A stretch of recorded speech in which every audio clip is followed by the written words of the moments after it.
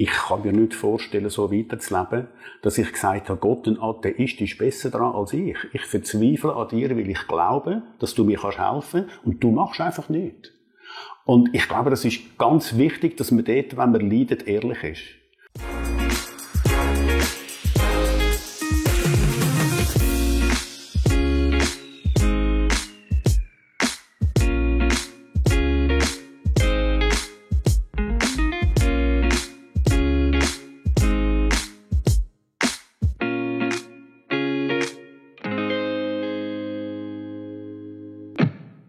Warum gibt es so viel Leid auf dieser Welt? Das ist eine Frage, die die Menschheit beschäftigt seit Generationen eigentlich immer schon.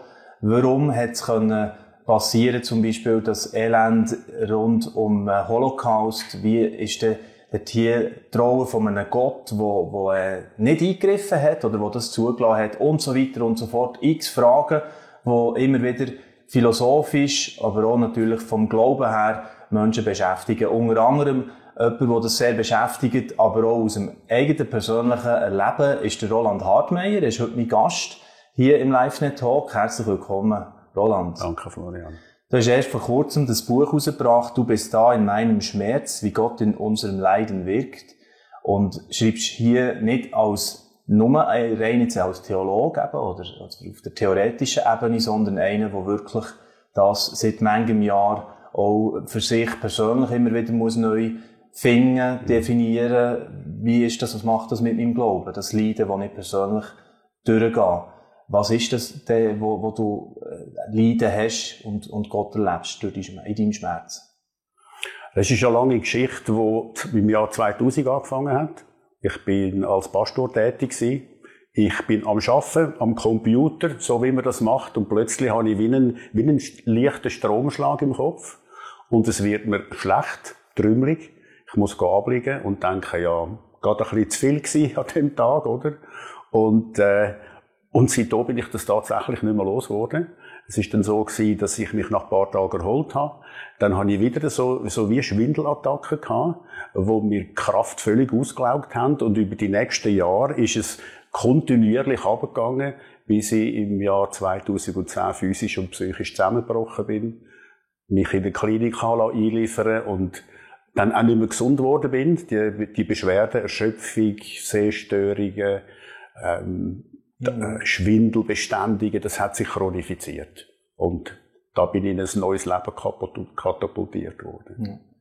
Wo eben wirklich chronisches Leiden jetzt dazugehört, immer wieder bei dir, wo aber dich nicht daran hindert, immer noch unterwegs zu sein, wie heute, oder? Du kommst auf Bern und nimmst so Sachen auf dich, auch du bist immer noch aktiv auf vielen Orten referieren oder predigen, alles das, oder eben schreibst ein Buch, was alleine auch eine Riesenarbeit ist, dass sie 350 Seiten fast, wo hier das Buch umfasst.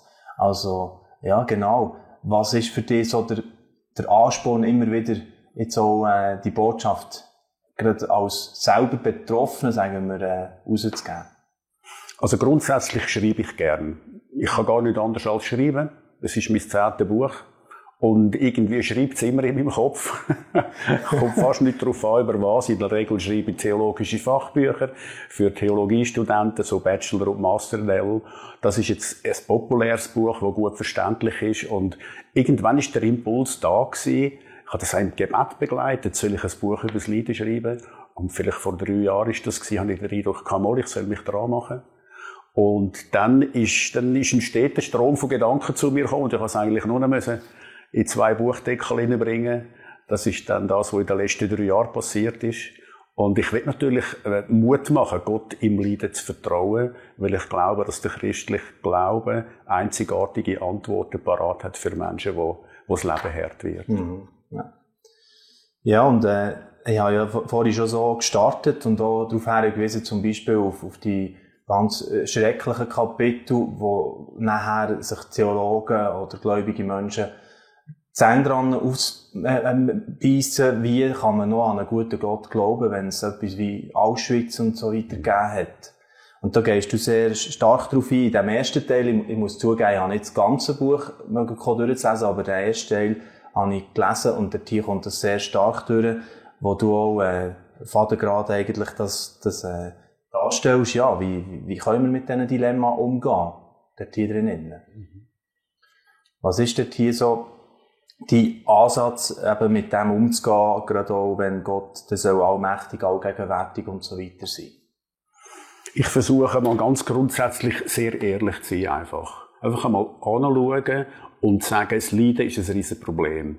Der Jürgen Moltmann nennt das die offene Wunde des Lebens und sagt, die Theodizee-Frage, die Frage, ist Gott gerecht, obwohl es Leiden gibt, er sagt, die kann man im Prinzip nicht beantworten. Man kann aber und muss lernen, damit zu leben. Und da versuche ich jetzt gerade in dem Teil, wo du ansprichst, sehr ehrlich darauf anzuschauen und zu sagen, wir als Christen, ich als Christ, ich kann nicht jetzt einfach die letzte Antwort auf die Frage. Aber ich finde in der Bibel unglaublich viele Ressourcen, die mir Mut machen, wo mir zeigen, dass Leiden nicht einfach Zufall ist, wo mir eine Hoffnungsperspektive gibt. Und aus dem vergleiche ich im ersten Teil den Atheismus, Buddhismus, Hinduismus mit dem christlichen Glauben und schaue, wie wird in den Religionen mit Glauben umgegangen, wo gibt es Hoffnungsperspektiven und wo nicht. Genau. Ja, und dort hier, das habe ich einen ganz starken Teil gefunden, eben, wenn es dann auch einen Schwenker gibt, ja, in eben andere Glaubensgrundlagen, wenn man jetzt ein Weltbild hat oder einen Glauben, wie im Hinduismus. Das heißt, du einerseits in sich abgeschlossen ist, das sehr verhebig eigentlich, dass man da Konsequenzen trägt und so weiter. Aber es ist nicht hoffnungsvoll dann gleichzeitig, oder? Es hat eben dann gleich eine spezielle Qualität christliche. Wie kann man das ein bisschen gegeneinander setzen dort hier? Also jetzt konkret, wenn man den Hinduismus nimmt, ist mit dem Gesetz vom Karma, geht man auch davon aus, dass das Leiden, das ich als Hindu jetzt erlebe, ist die Folge von einem schlechten Karma von früheren Existenzen. Und das bedeutet in Konsequenz immer, ich bin schuld an meinem eigenen Schicksal. Es führt auch dazu, dass es einen Fatalismus gibt. Man will das Schicksal nicht überwinden, man erträgt es einfach. Es ist auf eine Art eine Hilfe, weil man nicht immer am Universum herumflicken muss. Innerhalb von dem Erklärungssystem ist Leiden gerecht, aber das Leiden wird nicht verbessert. Und schlussendlich mit dem zu leben, ich bin ja selber schuld, dass es mir so schlecht geht, das ist für einen Leidenden nicht wirklich eine Hilfe. Im Gegensatz dazu sehe ich im christlichen Glauben, in der Bibel, vom Alten bis im Neuen Testament, das Leiden ist eine Tatsache, aber es wird oft als ungerecht bezeichnet. Und daraus kommt eine Motivation, zu sagen, wir wollen mit unserem Glauben das Leiden überwinden und wir nehmen es nicht einfach fatalistisch hin. Das ist für mich eine hoffnungsvolle Perspektive. Ja, und dort ein sehr dramatische Beispiel, wo du schilderst, eben, wenn es darum geht, auch zu lernen von Menschen, die wirklich durch den Horror durchgegangen sind, zum Beispiel von eben KZ und dort hier irgendwie ihren Glauben verloren haben zum Teil und so weiter. Oder eben beim Hinduismus, also die eine Geschichte, die ist mir voll eingefahren mit dem Mädchen, wo sie wollen eigentlich rausholen aus dieser schmerzhaften Geschichte, aus dem verwahrlosten Zustand von, ist wie verhungert oder nicht mehr zu ihr geschaut worden, weil das ihr Karma ist eben. Und am Schluss haben sie sie zweimal, glaube ich, abgeholt und aufgepäppelt. Und dann, als sie das dritte Mal her sind, ist sie gleich gestorben gewesen. Also, wahnsinnig. Genau. Also, du gehst stark auf diese Themen ein, aber eben auch auf den Atheismus. Und gehen wir noch ein bisschen auf das. Also, ein Atheist, der muss ja dann auch nicht an Gott verzweifeln, oder? Der hat ja die Komponenten wie gar nicht erst drin, weil der rechnet nicht mit einem Eingreifen. Also, hat der es gäbiger. Vor der Gründung schon.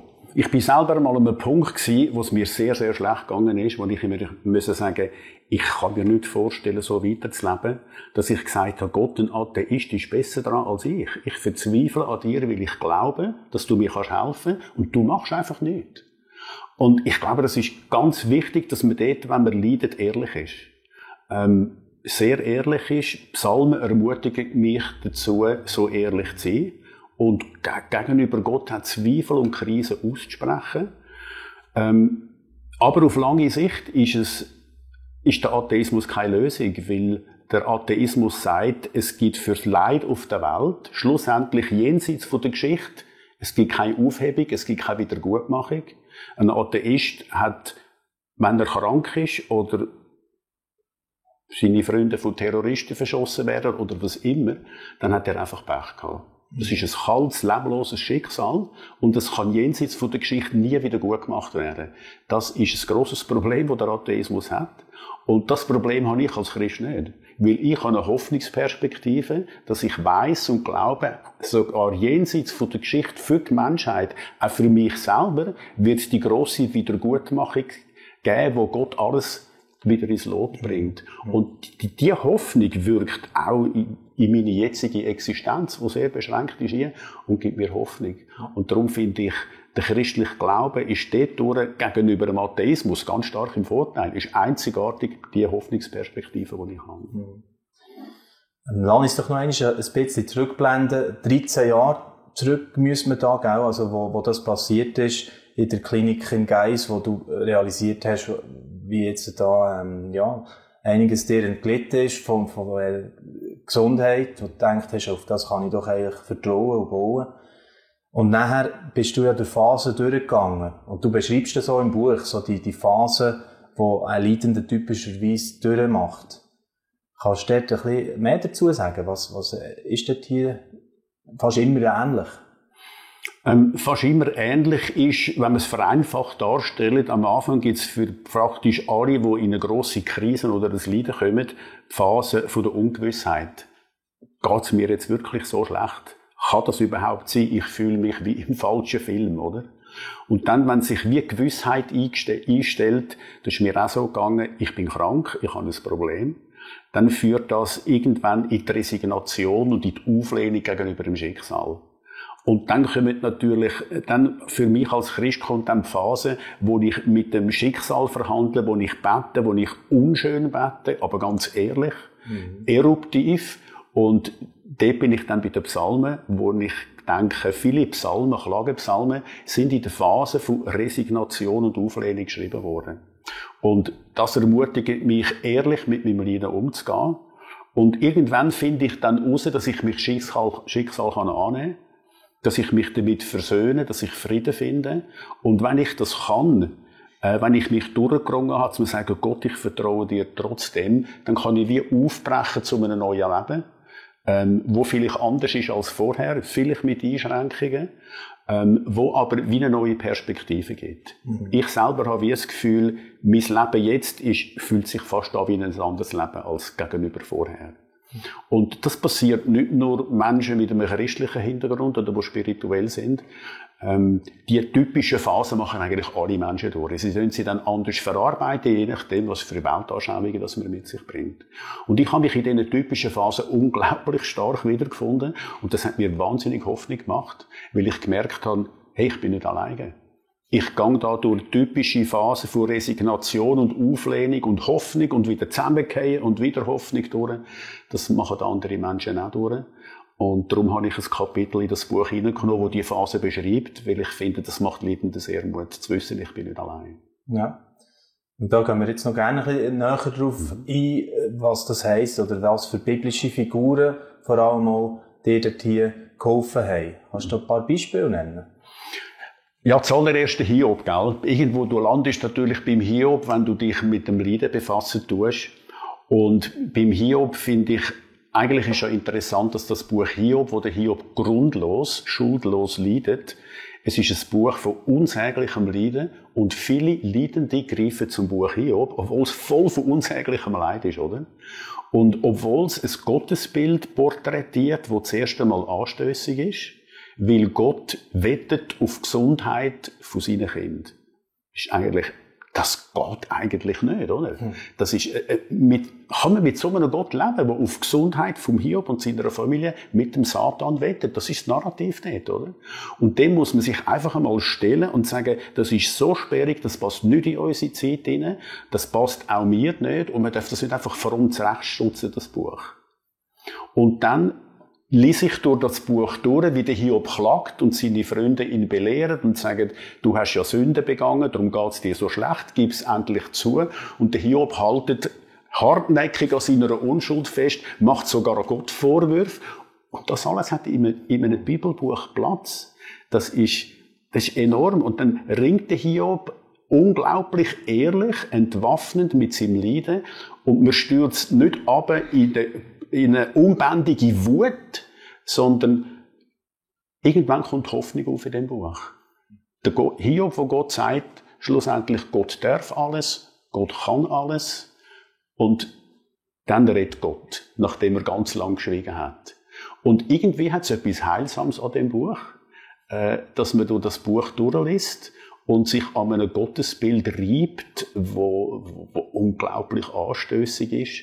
Und ich glaube, dass man da wieder Hiob kann zu dem Punkt gehen, wo man sagt, Gott kann alles nehmen, Gott kann alles geben. Das ist auf eine Art wie die beste Medizin. Und das ist das, was du zum Beispiel auch beschreibst mit dem Buch Bibel, wo eben aus dem Leiden heraus eigentlich geboren ist oder geschrieben ist. Also, dass das eben so häufig vorkommt, dass ihm das eigentlich auch stark die Autorität verleiht. Das ist mir auch schon im ersten Teil vorgekommen, wo du das so ein bisschen beschreibst. Darum ist die Bibel für dich eben immer auch wieder ein Halt geworden, dort drinnen, oder? Weil man eben so Bilder findet, ja. Genau. Und siehst du das unglaublich lebensnah. Mhm. Es ist nicht ein Buch, das irgendwo am Schreibtisch erfunden worden ist von Leuten, wo es gut gegangen ist. Wirklich sehr viele biblische Bücher sind aus dem Leiden heraus entstanden.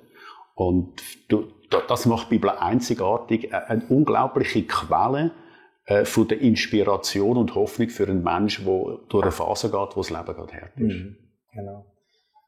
Ja, und dort hier aus dem Hiob-Buch kann man ja auch sehr vieles ablesen, wo, wie soll ich sagen, seelsorgerlich noch relevant ist, oder in der Begleitung, wenn du die Freunde beobachtest, wie die damit umgegangen sind.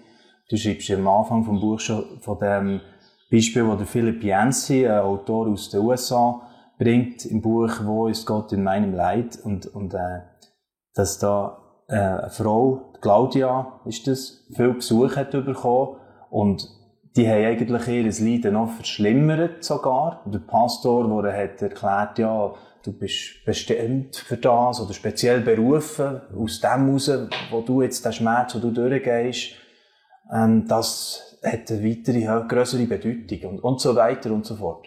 Also, da können wir auch noch vielleicht ein paar Worte dazu sagen. Was hat dir geholfen und was eben nicht? Du kannst ja wieder als direkt Betroffener reden. Das ist gut, dass du das Beispiel erwähnst. Die Claudia ist im Krankenhaus, oder? Mhm. Sie ist schwerst krank. Und die Erklärungen, die gut gemeinten Erklärungen, ziehen sie noch wie tiefer runter. Und im Prinzip machen sie genau das Gleiche, wie wir Hiob seine Freunde gemacht haben. Wo können wir erklären, warum das der Hiob jetzt leiden muss. Ich habe daraus gelernt, aus dem Buch Hiob, Leidende brauchen nicht so sehr Erklärungen, die brauchen Empathie. Die brauchen Menschen, die mitleiden. Wir müssen nicht den Menschen erklären, warum das sie leiden. Wenn Gott an einem Leidenden etwas ganz Bestimmtes sagen will, du leidest wegen dem, dann glaube ich, dass Gott es dieser Person klar macht. Das müssen wir selber nicht machen. Wir sollten solidarisch an die Seite gehen und mitleiden.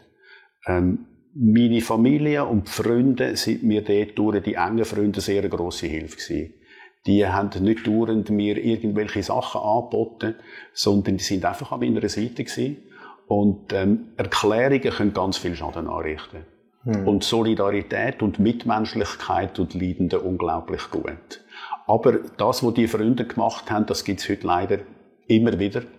Wir haben das Telefon gehabt mit einer Person, die ich von früher her kennt habe. Und wir haben uns lange nicht gesehen, erzählt, wie es geht. Und dann, wo ich meine Geschichte erzählt habe, hat die Person dann gesagt, ja wunderbar, Roland, jetzt wissen wir, warum du so leiden musst. Jetzt hast du mehr Zeit zum Beten. Jetzt kannst du nicht mehr arbeiten, weil du so krank bist, jetzt kannst du beten. Aber kein Wort, das ist jetzt hart, was du erlebst. Einfach nur eine nackte Erklärung. Und dann bist du völlig baff und merkst, das hilft mir überhaupt nicht. Ja, genau. Ja, also dort hier kann man sehr viel daraus herausnehmen, wo, finde ich, sehr, sehr hilfreich ist. Eben, die Claudia, die Story, ich habe übrigens das Yancey-Buch vor Jahren auch schon gelesen und finde ich super, weil du eigentlich jetzt da drauf referenzierst. Also, ich muss schon sagen, das Buch jetzt von dir, du bist da in meinem Schmerz, so wie sie anfängt, ist eher schon mit einem Anspruch. Also, man muss schon sich ziemlich warm anlegen und so, und wollen auch lernen, sozusagen. Es ist nicht jetzt, also, du sagst, es wird im zweiten, dritten Teil ein bisschen anders, kommen wir jetzt ein bisschen drauf zu reden. Sind wir nämlich schon beim dritten Teil, Tanzen mit dem Wind, gell, wo wir noch ein bisschen drüber reden. Vielleicht noch zum ersten Teil. Ja. Es ist ganz bewusst, gell, dass wir, vielleicht im Christentum gibt es manchmal so wie Tendenz zu sagen, wir können einfach gerade schnell Trost zusprechen. Ja, es kommt schon gut. Ja, Gott trägt uns nicht mehr auf, als dass wir tragen, oder? Und das sind zum Teil oberflächliche Antworten, wo Leute, die im Leiden sind, nicht helfen. Ich glaube, wir müssen ganz ehrlich anschauen und wir müssen auch eine denkerische Auseinandersetzung führen. Verhebt der christliche Glaube wirklich, wenn das Leben ganz anders kommt, als das du denkst? Und dann stelle ich mich im ersten Teil und sage, das muss auch anderen Weltanschauungen gegenüber standhalten. Dann muss man auch schwere, anspruchsvolle Fragen sich damit befassen. Das mache ich. Und dann geht es nachher mehr im persönlichen Bereich über in dem Buch mit Personen, mit dem Umgang mit dem Leiden, mit der Hoffnung, die mir der Glaube gibt. Und dort sind wir jetzt eben bei dieser hoffnungsvollen Überschrift schon, Tanzen mit dem Wind. Und dort hier fängt es an mit ein paar Sätzen. Die Bibel ermutigt uns, das Leiden nicht nur anzunehmen, sondern unser Leben durch das Leiden zu gestalten. Statt uns zu ducken, bis der Sturm vorüber ist, lassen wir unseren Drachen steigen und tanzen mit dem Wind. Wie ist das möglich, dass das von dir geschrieben wird, oder dass das aus deinem Herz rauskommt, sozusagen, obwohl du so chronisch krank bist? Wir haben einerseits Menschen, die selber durch Leiden gehen, die ich persönlich kenne, Mut gemacht, dass ich so eine hoffnungsvolle Perspektive bekomme. Und mir hat Mut gemacht, Menschen in der Bibel zu sehen, die durch unglaubliches Leiden durchgegangen sind und dann zu ihrer charakterlichen Grösse und Berufung gefunden haben. Zum Beispiel der Jeremia. Der Jeremia war ein Prophet, der unglaublich gelitten hat, weil er eine Botschaft bringen musste, die niemand hören will. Und er hat selber sehr daran gelitten und hat Gott gesagt, warum heilt meine Wunde nicht, warum muss ich das Leben leben? Und wenn man durchs Buch durchliest, habe ich festgestellt, der Mann ringt mit seiner Berufung, er kann sie vielleicht so in der Mitte von seinem Leben annehmen und gegen Ende von seinem Leben ist er nicht bitter, sondern er ist zu seiner wahren charakterlichen und menschlichen Grösse angewachsen, hat seine Berufung ausgefüllt und in dieser Berufung, obwohl sie hart war, seine Form von Glück gefunden. Auch wenn das nicht mit modernem Verständnis von Glück vergleichbar ist. Und da sehe ich einen Charakter, der angegriffen ist, obwohl sein Leben völlig anders verlaufen ist, als er gedacht hat. Und da muss ich sagen, wenn der Gott vom Jeremia auch mein Gott ist, dann kann ich das auch, was der Jeremia kann, mit Gottes Hilfe. Also die Geschichte, die hat direkt in mein Leben hineingeredet und hat mir sehr Mut gemacht, zu sagen, ja, Gott, was du am Jeremia zumutest, du mutest mir zwar nicht so viel zu, aber wenn der Jeremia es geschafft hat, mit deiner Hilfe nicht alt und bitter zu werden, sondern grossmütig und erfüllt, dann muss das für mich auch möglich sein. Ja, jetzt sind wir bei schon 2 alttestamentlichen Figuren durchgegangen. Jeremia, Hiob. Eigentlich der David hast du auch ein bisschen erwähnt, wenn du von den Psalmen geredet hast, oder? Das ist auch eine wichtige Figur für dich. Und jetzt sollten wir natürlich auch irgendwo noch darauf zu reden kommen, was ist denn durch die Geschichte, was Jesus getragen hat, das Kreuz letztlich auch, wo für uns Christen so das Zentrale ist, in allem innen. Was hat das für eine Rolle gespielt jetzt in all diesem Leidensweg innen? Auch eine sehr wichtige. Einerseits, da gehe ich weniger darauf ein, weil es nicht das Thema ist. Für uns Christen ist das Kreuz das Zentrum vom Glauben. Da vergibt mir Gott um seines Sohnes willen, ich werde gerecht, ich werde ein Freund von Gott. Das ist für mich das Zentrum vom Evangelium. Es gibt aber noch einen anderen Aspekt, den ich im Buch jetzt genauer anschaue. Und zwar ist das die Frage, was hat Gott für eine Rolle gespielt, wo Jesus am Kreuz war? Und da gibt es ja so wie die Vorstellung, Gott ist ohnmächtig gewesen, oder Gott, wie kann ein Gott seinen Sohn hingeben? Das würde doch ein Vater nie machen, dass er seinen Sohn leiden lässt. Und dort gehe ich darauf ein, in Anlehnung an Jürgen Moltmann, dass Kreuz immer muss trinitarisch verstanden werden. Also Gott Vater, Gott Sohn und Gott Heiliger Geist. Und er sagt, der Vater und der Sohn sind immer eins. Sie sind auch im Kreuzesleiden eins. Und der Sohn erleidet den Tod, aber der Vater erleidet den Hingabe von seinem Sohn. Im Schmerz, der Vater erleidet auch Schmerz. Das heisst, Gott ist am Kreuz nicht ohnmächtig, sondern der eigentlich Handelnde, wo sein Sohn im Akt von der Liebe für uns hingibt. Und der Gott ist nicht apathisch, sondern der Gott kann mitleiden. Der Gott zeigt sich solidarisch auch durchs Kreuz und beweist seine unendlich grosse Liebe für mich. Und so sehe ich im Kreuz auch eine sehr hoffnungsvolle Botschaft fürs Leiden. Wir glauben nicht an einen apathischen Gott. Wir glauben nicht an einen Gott, der im Himmel sitzt und Krankheiten verteilt, sondern wir glauben an einen Gott, der mit uns leidet und alles für uns macht. Das ist eben das mit in meinem Schmerz. Also das, was du schlussendlich auch im Titel hast, ganz klar machen. Ja. Er ist eben da. Und er ist nicht irgendwo apathisch oder Zuschauer nur und so weiter, genau. Ja, also, ich würde gerne noch auf das zu reden kommen, was jetzt auch so unser Hintergrundbild gegeben hat für den Talk und das Cover auch ist geworden von deinem Buch, oder? Mit dem Wasser. Wo, ist ja immer die Frage, wie kann man das bebildern eigentlich, oder? So, das an sich schwere Thema, das jetzt da hier drin vorkommt. Und das hat natürlich schon eine tiefere Bedeutung auch, die Metapher mit dem Wasser. Und da, ja, lass dich einfach mal gerade einleiten. Was ist denn hier der Grund, dass du das Cover gewählt hast? Ja, also Wasser ist einfach ein Bild, das zeigt, es kann sehr ruhig und friedlich sein und es kann gefährlich werden, unruhig sein. Und das Leben ist halt oft unruhig. Das Leben ist manchmal wie ein Gang auf dem Wasser und du weißt nicht, was als nächstes kommt. Und gerade wenn du leidest, das ist wie, wenn du auf stürmischen See bist und dein Boot schlägt den Wind dagegen, droht vielleicht das Kenter und du fragst dich, haltet mein Glauben überhaupt stand? Und dann zu erleben, dass Gott mitten im Sturm da ist. Das können existenziell zu erleben, das gibt sehr viel Mut. Und darum ist das Cover auch da. Ja. Und es hat auch eine sehr schöne Textpassage, die ich noch gerne vorlesen, wo du auch in Bezug auf Wasser schreibst, Gottes Gnade ist wie Wasser, es sammelt sich am tiefsten Punkt. Wenn der Boden erreicht ist und wir ganz unten sind, stoßen wir nicht auf das große Nichts, sondern auf die große Gnade. Sie ist ganz leise durch die Bruchstücke unseres kaputten Lebens gesickert und ist ganz einfach da. Und vielleicht dort noch ein paar Worte dazu können sagen. Das ist für mich so wie das zentrale Bild. Das hat einen Ursprung, wo wir einmal in der Ferien im Südtirol waren, bin ich auf eine Burg hochgestiegen. Und da sind nur noch Wände gestanden. Und wo ich so in die Burg schaue, in so einen Turm, wo eine Ruine ist, dann sehe ich, dass am Boden unten Wasser sich gesammelt hat. Und dann ist mir das so wie gekommen, das ist doch wie das Leben. Ich stehe auch in der Ruine von meinem Leben. Ich habe mir es nie so vorgestellt.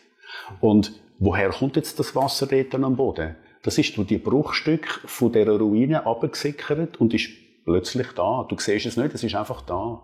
Und das ist mir wie ein Bild geworden, dass in meinem kaputten Leben sickert Gottes Gnade wie durch die Bruchstücke am Boden und das Wasser sammelt sich immer am tiefsten Punkt. Das ist logisch, oder? Und ich glaube, genau so ist Gnade. Wenn wir ganz tief unten sind, dann stoßen wir nicht auf das grosse Nichts, auf die grosse Leere, zunächst vielleicht schon, aber Gott lässt sich finden und ich finde an dem Punkt die grosse Gnade. Und das Bild begleitet mich seither. Das ist näher an dem, wahrscheinlich, was der Volksmund häufig sagt, man kann nicht tiefer gehen als in die Arme von Gott eine Art. Oder wird das für dich zu wenig? Ja, mal, das kann man schon so sagen. Ja. Ich wollte jetzt einfach das Bild brauchen, weil das mit dem Volksmund ist manchmal so oft gesagt, dass es, wenn du einmal Leidenden das sagst, nicht unbedingt eine Hilfe ist, oder? Aber wenn ich dann sehe, wenn ich wieder das Bild habe, ja, mein Leben kommt mir auch wie eine Ruine vor. Das sind Bruchstücke, oder? Und irgendwie passiert es, dass sich dann die Gnade von Gott doch am tiefsten Punkt sammelt. Dann ist das sehr ermutigend, dass ich dort Gott treffen kann. Super.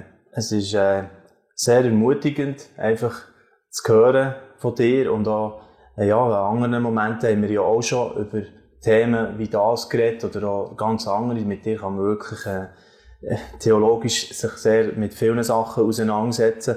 Und wenn wir jetzt das Buch noch einmal so zum Schluss wollen, anschauen, was denkst du, wer soll das lesen? Sind das wirklich einfach, hast du da immer die Leute im Blick gehabt beim Schreiben, die selber durch so einen Schmerz durchgehen, oder wo ist das Zielpublikum hier?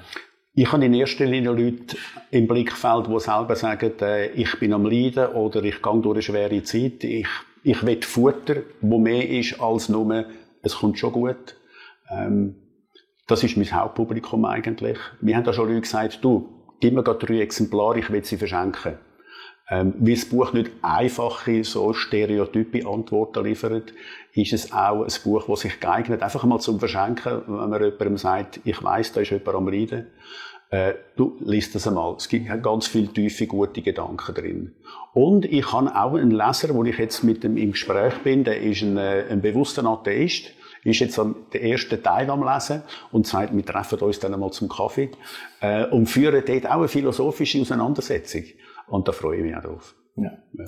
Also dort merkt man schon, also eben schon beim jetzt Einsteigen in das Buch, du hast 0 Berührungsängste, dort hier einfach mal eben alles schonungslos herzulegen.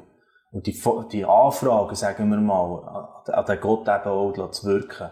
Und nachher kommt, also ich freue mich drauf, ich habe noch so den Sommer eine schöne Lektüre noch. Sehr gut. Genau. Obwohl ich persönlich muss sagen, oder darf sagen, ich bin nie durch so eine Leidenserfahrung persönlich bis jetzt gegangen. Ich habe es im Umfeld erlebt. Und für das, denkt es mir, ist es gleich auch hilfreich. Also das ist vielleicht auch ein Teil des Zielpublikums. Begleitung von Leidenden eben. Haben wir ein paar Mal getüpft jetzt. Ja. Ich glaube, es wird helfen, dass man kann sagen, ich kann Leidende jetzt besser verstehen. Und durch das kann ich ihnen auch ein besseres Gegenüber sehen, oder? Ja. Noch ganz praktische Frage. Wie lange arbeitet man an so einem Werk? Jetzt da das Buch, das da vorliegt. Ich habe, als ich angefangen habe, das Draft erstellen, das war vor etwa 3 Jahren. Ja. Und dann habe ich, weil ich ja nur abschnittweise arbeiten kann, ich kann eigentlich seit meinem Zusammenbruch kann ich 60 Minuten am Stück arbeiten, das ist alles. Dann muss ich wieder Pause machen, also ich kann sehr wenig arbeiten. Ich habe auch schon gesagt, ich habe noch nie ein Buch geschrieben, nur jeden Tag eine Seite. Und so mache ich es eigentlich. Und dann habe ich etwa 1,5 Jahre daran geschrieben. Und dann habe ich Verlag gesucht, Fontys Verlag angeklopft, Zusage bekommen. Und dann ist es nochmal ein bisschen mehr als ein Jahr gegangen, nochmal 1,5 Jahre vom Einreichen vom Manuskript, bis man Rückmeldungen bekommt. Dann geht es durch eine Lektorenphase. Man macht letzte Bearbeitungen. Es ist sogar relativ zügig 3 Jahre. Ich habe andere Bücher, die ich schon länger dran hatte. Aber von dem her ist es dann sehr spannend und schön, wenn das Baby da ist, nach so einem langen Geburtsprozess. Genau. Und es ist geadelt worden, fast vom Fontys Verlag, oder? Wenn man hier hinten drauf liest, dieses Buch gehört wohl mit zum Besten, was hier aus christlicher Sicht über das Leiden geschrieben wurde. Gründlich, verständlich, absolut ehrlich und total ermutigend. Und so weiter und so fort. Also, man kann es nur sehr empfehlen, das Buch von Roland Hartmeier im Fontys Verlag, wie schon gesagt, erschienen. Du bist da in meinem Schmerz. Und ich glaube, jetzt mit dem Gespräch hat man schon so ein bisschen, ja, guten Vorgeschmack drauf, was einem da erwartet. Merci vielmals, Roland, dass du trotz eben dem, dass es auch ein Krampf ist, zu schreiben, und gleich dir das immer wieder auch vornimmst und dranbleibst. Das ist zum Sagen von ganz sicher vielen Menschen. Merci vielmals, Roland, fürs Gespräch. Danke, Florian, für den Talk. Dieses Video ist nur möglich dank freiwilliger Unterstützung der Community. Unser Ziel ist es, täglich ein neues Video zu veröffentlichen. Um dieses Ziel zu erreichen, suchen wir 365 Videopartner, die uns mit je 150 Franken pro Jahr unterstützen. Als Videopartner trägst du direkt dazu bei, dass noch mehr Menschen das Evangelium hören und im Glauben ermutigt werden. Melde dich jetzt als Videopartner an unter www.livenet.ch/Videopartner.